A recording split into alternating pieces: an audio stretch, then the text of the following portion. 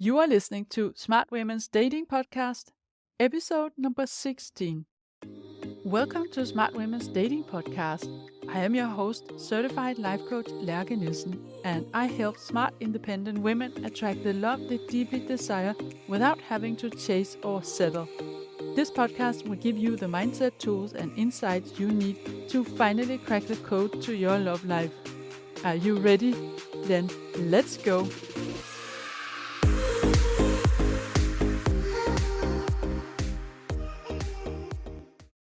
Hey there!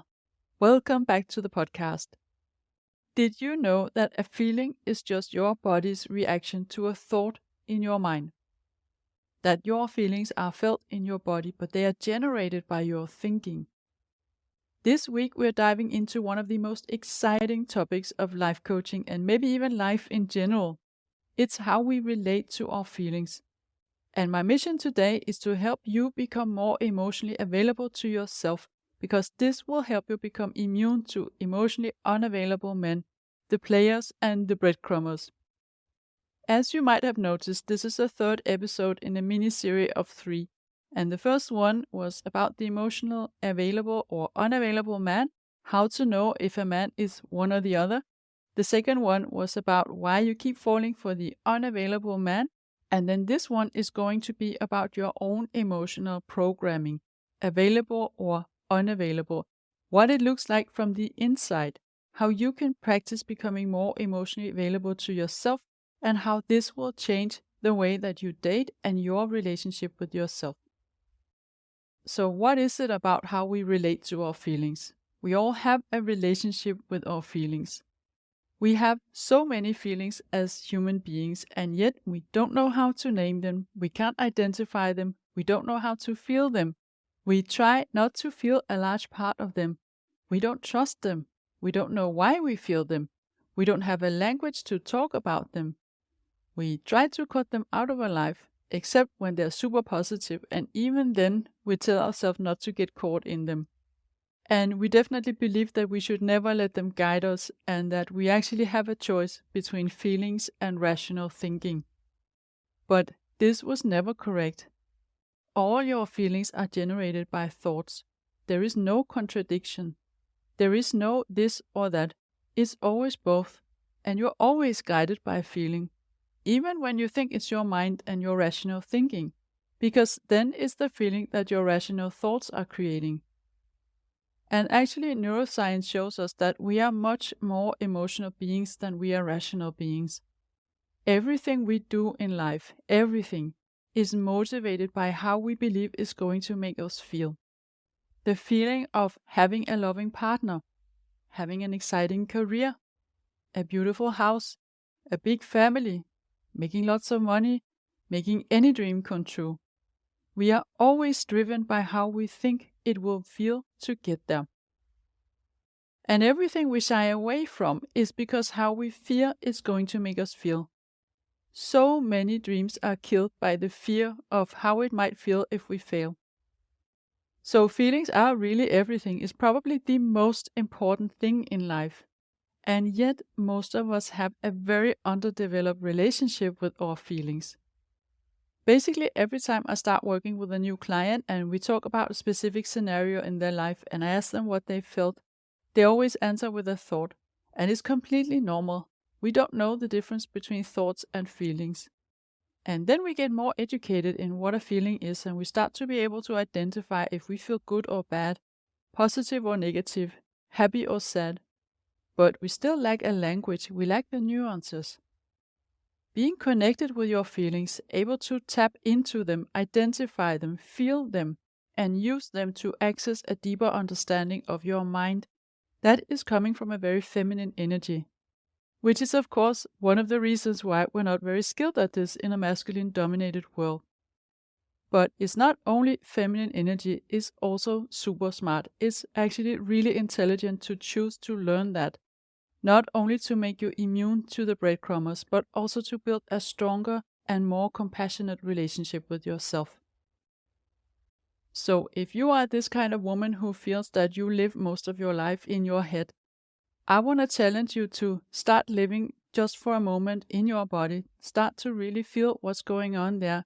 Access your feelings, notice what's happening, and then bring it back to your head so that you can make smarter decisions from there. Because this is one of the benefits from being connected with your emotions. You will make better decisions for yourself. But first, let me walk you through some of the basics. And I just want to say that when I talk about feelings and emotions, I'm not distinguishing between those two. I'm speaking about them as if they were the same in this context. And as I said in the beginning, all feelings are generated by a thought. There's only a very few exceptions. For instance, in the fight or flight response and in a trauma response, a feeling will come just a split second before the thought. But in general, feelings are generated by a thought.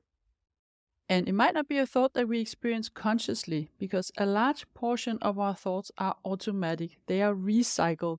And the brain is lazy. It prefers to think the same thoughts as yesterday. So a lot of what we are thinking is something that we're not even conscious about.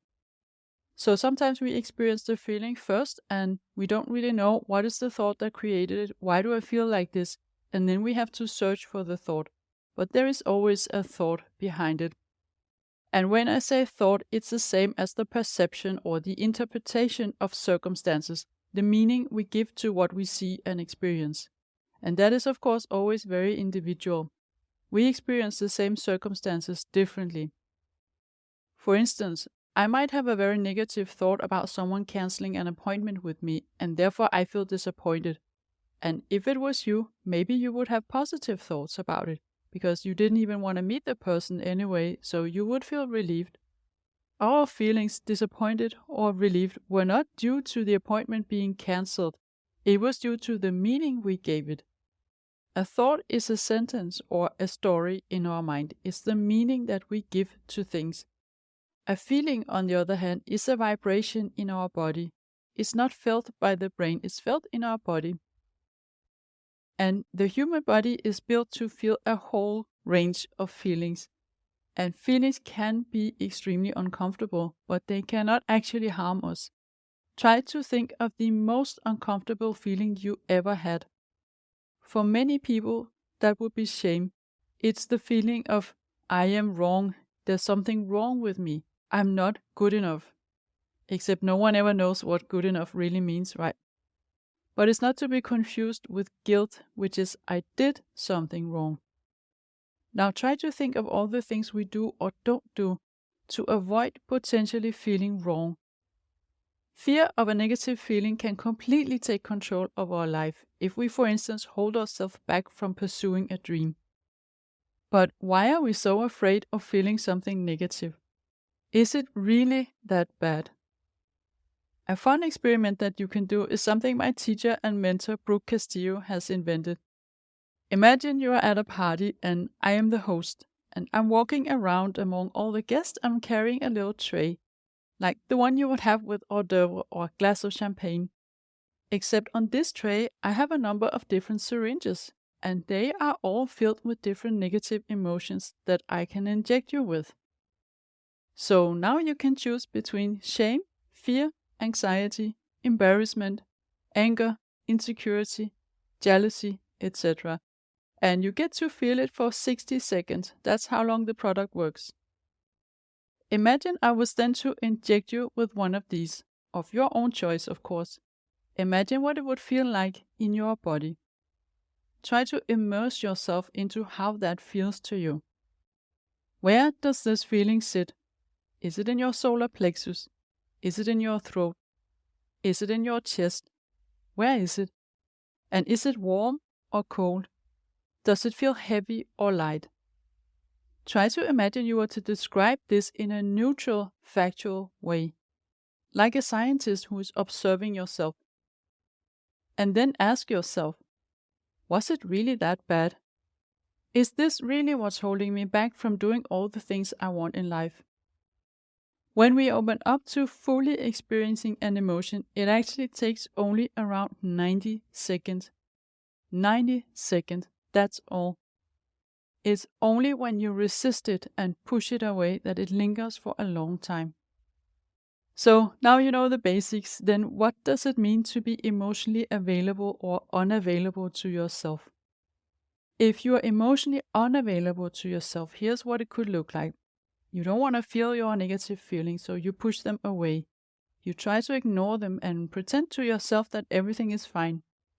You judge your feelings by thinking, I shouldn't be feeling this now. For instance, if you're dating a guy that you really like and he doesn't give you much attention, you tell yourself it's okay, you're strong and independent, you don't need him to answer your text, you're busy too, this is silly, you don't want to be needy, you tell yourself that you're totally fine. But the problem is, you are not fine.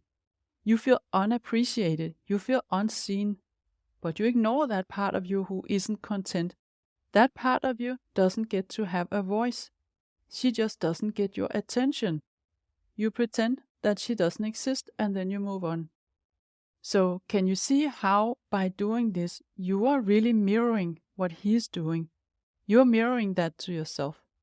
You offer that inner part of yourself only crumbs. You're not taking her seriously. It could also be if a guy that you started to like, for instance, tells you that he doesn't want to continue dating because he found someone else. Then you tell yourself, I'm better off without him. I don't even want to be sad about this. He's not worth it. It wasn't even a real relationship, so I shouldn't be sad about this. I will just go back in the app and find someone else. I'm totally fine. But again, you are not fine. You still feel sad, except you're not allowing yourself to feel it. And then you might choose to buffer away your feelings by distraction strategies like overworking, overeating, overdrinking, overshopping, or something else to not feel the negative feelings. It could also show up if you want to set a boundary, but you are scared that this is not going to be received in a positive way. So instead, you compromise yourself. You ignore the gut feeling that you have that tells you to set a boundary. Basically, every time you don't listen to yourself, the part inside you that feels hurt, unappreciated, unloved, or unseen, you are emotionally unavailable to yourself.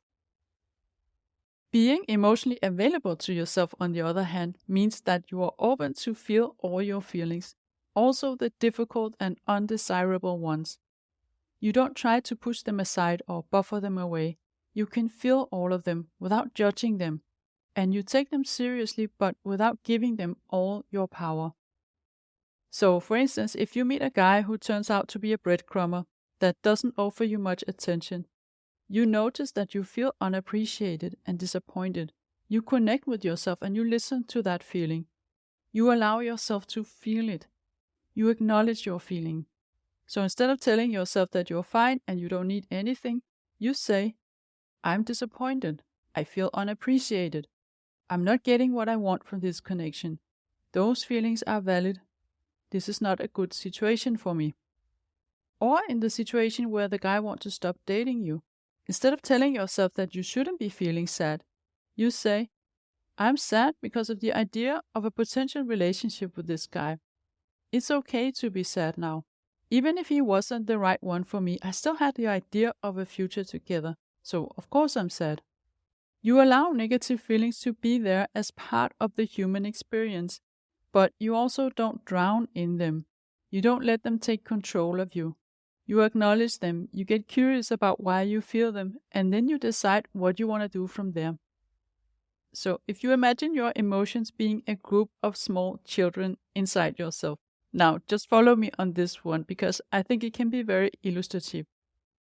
Now you have a particular difficult emotion, and that is the one child that keeps screaming at you. When you are emotionally unavailable to yourself, you tell the child to be quiet, but she keeps screaming. Then you might shout at her and tell her to shut up and that you don't have time for this right now. But she keeps screaming. And then you go to the kitchen and grab a bag of candy and throw it at her and tell her, here, eat that and let me have some peace and quiet. When you are emotionally available to yourself, on the other hand, and you hear the child screaming, you put aside what you are doing and ask the child to come and sit with you. You give her a hug and you comfort her and tell her, I'm here for you. And you let her cry. And then when she's calmed down and she stopped crying, you ask her to tell you everything. Tell you what's wrong, why she's feeling upset. And you listen to her and you validate her feelings. So you can already see how this would change how you date. Really deeply listening to yourself and acknowledging your feelings will mean that you don't allow people into your life that are not aligned with what you want. Because that would be like making a pact with the hurt child inside you and then not give a fuck about it. That wouldn't feel okay anymore. You have seen her, you've connected with her, you can't abandon her now. So when you practice emotional availability with yourself, you will eventually become immune to men who offer you only crumbs. Men who are not ready for an emotional commitment. You are just not open to that anymore, and you will be more true to your boundaries and values. But there's more to it than that. You become your own best friend. You create a strong connection with yourself, knowing that you are always there for yourself, that you can feel whatever feeling you experience and you will have your own back. You build self-trust that way. And repeatedly showing yourself that your feelings are valid, that also grows your worthiness feeling. And you will become less scared of feeling difficult feelings, which in turn makes you more courageous. Because if you normally hold yourself back due to fear of feeling embarrassed, for instance, now you know you can feel anything. Then you go out and do what you really want to do, which again will build your confidence. And as feelings are all created by a thought, then what happens when you open up to them and get curious about them is that you use them as data to access your thoughts. Those thoughts that might be less obvious to you, those that are not conscious to you in the moment. And that gives you in the end a deeper understanding of yourself, more self-awareness. Feelings are a key to your mind. So I hope you can see that there are many benefits to being emotionally available to yourself. But the thing is, it's typically very difficult for strong, independent women to be emotionally available to ourselves. And that is simply because we learned that the way to handle our own negative emotions is to push through them instead of feeling them. We learned that vulnerability is weak. We take pride in being independent, and that also means being on top of everything and not showing any signs of fatigue, despair, or overwhelm, for instance. And on top of that, we are in our head all the time. We don't even allow ourselves to feel. Sometimes not even the positive emotions either. We live our life from the prefrontal cortex, which in many situations is really useful, don't get me wrong, but you don't get the full human experience by being only present in your brain. We also have never been taught, and this goes for everyone, not only strong independent women, what it really looks like to feel our feelings.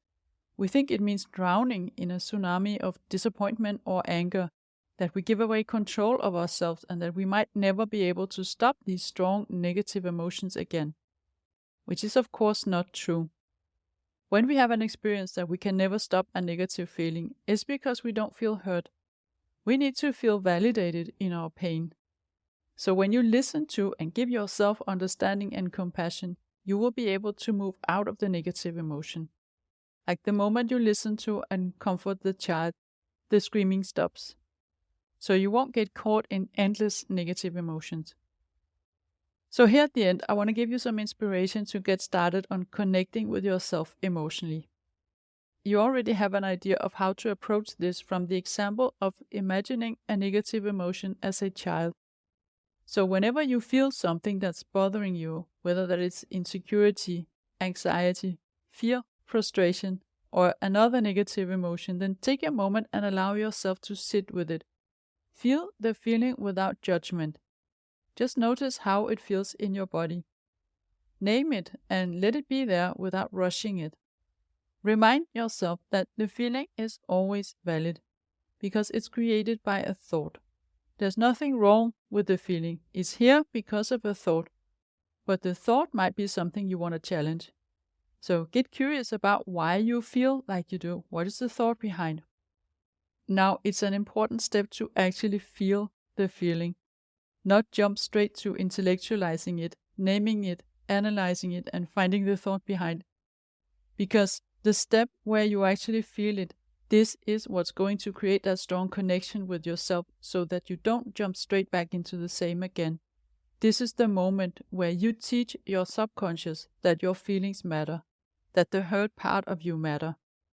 And I say this because I did this a lot myself. I intellectualized my feelings so I could just stay in my head and not really feel them. And this is just another avoidance strategy, so pay attention to that. And I am myself someone who's always been really good at pushing through negative emotions and not allowing myself to be vulnerable. I also was very good at telling myself that I didn't give a fuck when I had a bad dating experience or was rejected, that he wasn't worth my time anyway and I was better off without, which is probably true in many cases, but it was also a way to suppress my feelings. And when we judge our feelings like this, when we tell ourselves that we shouldn't be feeling a certain way, it becomes even more difficult to process it and get rid of it. It's like a layer of judgment on top of the original emotion, and it's hiding what's really going on. So I hope this was useful for you and you feel inspired to start approaching your emotions in a new way. Get curious about how you feel and why. Allow yourself to feel it. Validate your feelings so you can build a strong immune system against emotionally unavailable men that you meet on your dating journey. Now, this was the last in 3 episodes about emotional availability. And if this rings a bell with you and you recognize the tendency of falling for bread-crumbers and not really taking your own needs seriously, then you might want to look into working with a coach who can help you see your patterns and break them so that you completely shift your dating and start attracting a different kind of man. Someone who is emotionally available and ready for a commitment of the kind that you are looking for. So if you want to know more about how you can work with me as your private one-to-one coach, then book a consultation call so we can chat. There's a link in the show notes and on my website, Lærke the Love Coach, L-A-I-R-K-E, thelovecoach.com. And when you book a consultation call with me, it's 45 minutes and it's free, and we talk about your situation, your specific challenges, and I can tell you how I can help you, and you get to decide if this is something you want for yourself. And I will be back next week with a new episode, and in the meantime, go feel all your feelings. Get curious about the whole range of emotions we have access to as human beings. And don't forget to have fun and enjoy dating. If you like what you're hearing on this podcast and you want to get support from a coach on your love journey, I invite you to book a free consult call with me. You will find the link in the show notes. And also, don't forget to subscribe, and I would love it if you would rate and review this podcast, and then you'll also help other women find it.